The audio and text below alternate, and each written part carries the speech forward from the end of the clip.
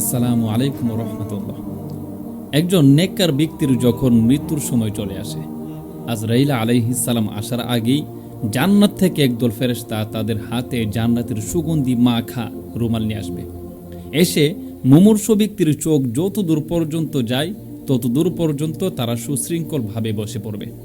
তারপর আজরাইল আলাইহিস সালাম ধবধবে সাদা পোশাক পরে সুন্দর চেহারা নিয়ে মন মাতানো সুগন্ধি মেখে মুমূর্ষু ব্যক্তির শিওরে বসে যাবে এবং সুন্দর কণ্ঠে সুরেলা কণ্ঠে বলবে, হে আল্লাহর গোলাম, হে আল্লাহর পবিত্র আত্মা, হে আল্লাহর প্রশান্ত আত্মা, তুমি আল্লাহর মাগফিরাতের দিকে, আল্লাহর নাজাতের দিকে, আল্লাহর দয়ার দিকে বেরিয়ে আসো।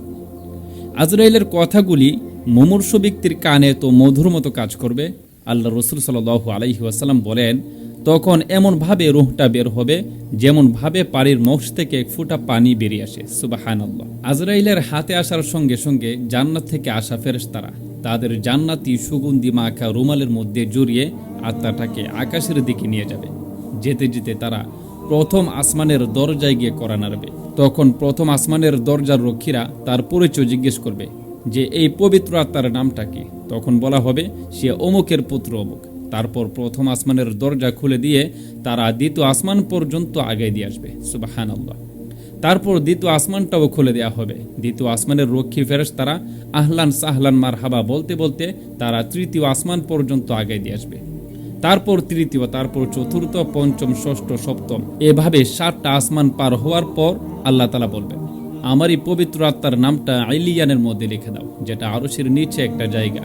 ওই জায়গার মধ্যে জান্নাতীদের খাতা রাখা হয়। ওই খাতার মধ্যে তার নামটা লিখে তাকে আবার তার দেহের মধ্যে ফিরিয়ে দাও, কারণ আমি আদমকে মাটি থেকে সৃষ্টি করেছি, আবার পুনরায় মাটি থেকে তুলব।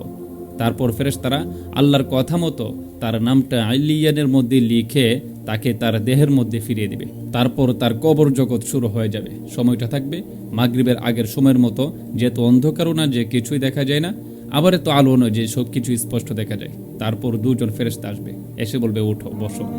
তাকে বলা হবে যে তোমার রবকে, আমার রব্বুকা। সে বলবে, আমার রব আল্লাহ। তারপর বলা হবে, অমাং দিনুকা, তোমার দিন কি? তখন সে বলবে, আমার দিন ইসলাম। তারপর তৃতীয় প্রশ্ন করার জন্য আল্লাহ রসুল সাল্লাল্লাহু আলাইহি ওয়াসাল্লামের চেহারা দেখাইয়া জিজ্ঞেস করবে, লা তারফাউ হাযার রাজুল, এই মহাপুরুষকে যাকে তোমাদের নিকট পাঠানো হয়েছিল, চিনো তাকে? তার নাম কি? তখন আমরা বলবো যে তার নাম হচ্ছে মুহাম্মদুর রাসূলুল্লাহ সাল্লাল্লাহু আলাইহি ওয়াসাল্লাম, সে আব্দুল্লাহর ছেলে মুহাম্মদ। তারপর আকাশ থেকে এক ঘোষক ঘোষণা করবে, আমারই বান্দা সত্য বলেছে, তার জন্য জান্নাতের দরজা খুলে দাও এবং তার নিচে জান্নাতের বিছানা বিছিয়ে দাও। সুবহানাল্লাহ। এবং তার শরীরে জান্নাতের উত্তম পোশাক পরাও। সুবহানাল্লাহ। তারপর আল্লাহর কথা মতো ফেরেশতারা কাজ করা শুরু করবে। তারপর এক সুদর্শন যুবক এসে তার কাছে বলবে, হে আল্লাহর গোলাম, হে আল্লাহর বান্দা, সুসংবাদ গ্রহণ করো, আজকে সেই দিন যেই দিনের প্রতিশ্রুতি তোমার রব তোমাকে দিয়েছিল। তখন সে আনন্দে আত্মহারা হয়ে বলবে, কে ভাই তুমি? তোমার গা থেকে মন মাতানো সুগন্ধি বেরোচ্ছে, তোমার জামা এত সুন্দর, সুসংবাদ তো তোমাকেই মানায়, তুমি দেখতে এত সুন্দর। তখন সে বলবে, আমি আর কেউ না, আমি তোমার দুনিয়াতে করা প্রত্যেকটা নেক আমল। সুবহানাল্লাহ।